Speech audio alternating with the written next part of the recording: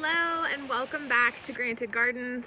I wanted to share a quick video today of my haul from the plant swap. So yesterday we did our plant swap. It was eventful and very short and sweet, and the concept was I got home, I think I was like in bed at 2 a.m. on Saturday because of a work event. So we had to wake up really early and get to this plant swap. It started, I think 8:30 was when they beeped the horn. And it was raining and it was messy, so I did not get anything on film. I was really bummed about that. But we did shoot a video from the plant swap last year that I'll go ahead and I'll link here so you guys can kind of see the concept of what our local plant swap is. It's something that we look forward to every single year. It is so much fun, and it's a really great way to get your hands on some plants and stuff for your garden for fairly cheap or free, essentially, and a great way to build community. So I wanted to share with you guys just some of the stuff that I picked up while we were there. Okay, so here's some of the stuff that I have sitting out that was pulled from the yards of the individuals that participated, so it was fine to sit outside. However, there is more in the house that we'll look at, so I'm going to try my best to remember what everything is. Here we've got some bee balm, which I was excited about, so this is great for pollinators. We're going to go ahead and implement that into some of our gardens.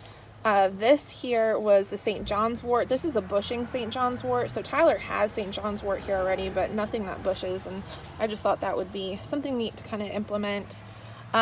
This was a ragwood, I think was what it was called. I don't know. This was something that I didn't know much about, and I have to do some homework. Some cilantro. Down here we got more lemon balm, which is always a win for me because I use it so often for teas. Down here is just some leftovers from what we brought, so marjoram, oregano, which we'll just plant right back into our garden beds. As I mentioned, it was raining and it was cold, so I think everyone was in a bit of a hurry yesterday. It all happened really fast, so we actually did not get rid of everything that we planned on taking. If you're local and you're interested in any marjoram, oregano, or yarrow, let me know because we still do have plenty and I'd be happy to toss it over to you.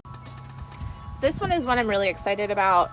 The lady had said that it was a hummingbird vine. So if I'm picturing correctly, I think it's kind of the concept of they have the flowers that kind of look like a trumpet, and it's a vining plant. So I'm really excited about this. I'm sure it'll be beautiful.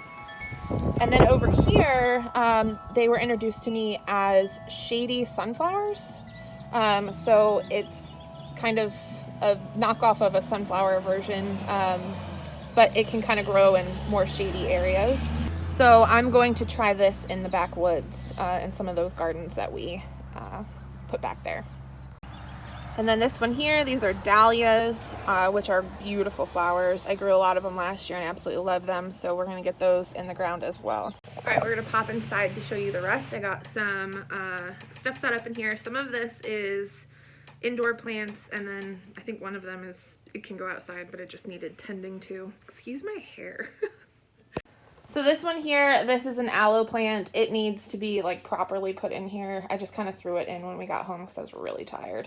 But the aloe that I had growing last year has died, so I'm excited to give this another shot. Again, great for medicinal purposes, first aid and such. And then here is a bleeding heart. It is in rough shape, guys. I get it. It's in rough shape, but it is no problem. This bad boy will bounce back without an issue.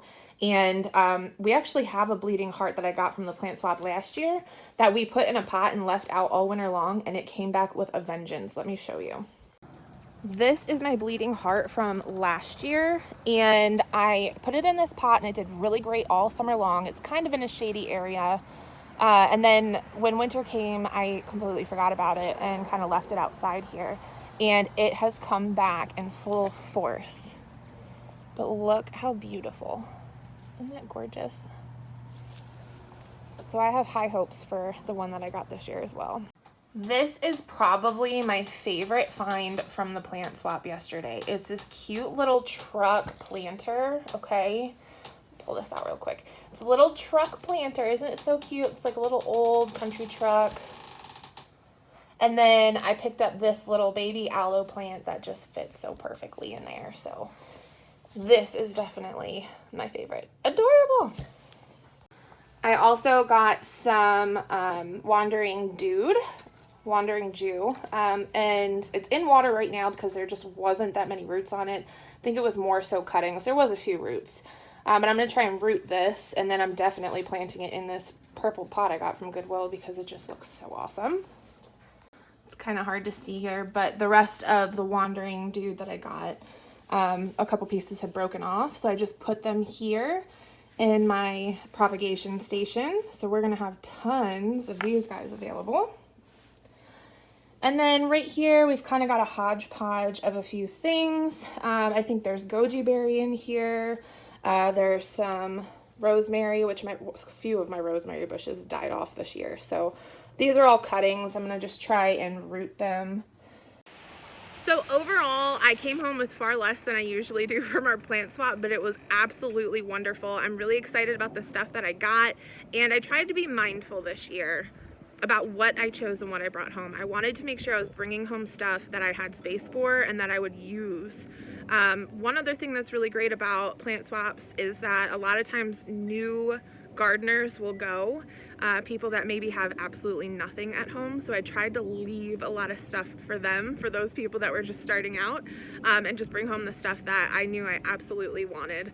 I'm really excited about these sunflowers, the shade-friendly sunflowers, to see what they turn into, because I've been avidly looking for shady-friendly plants for that backwoods garden. So I'll be sure to update you guys with what all of this looks like throughout the summer. But as always, thank you so much for watching, and we look forward to sharing more with you soon.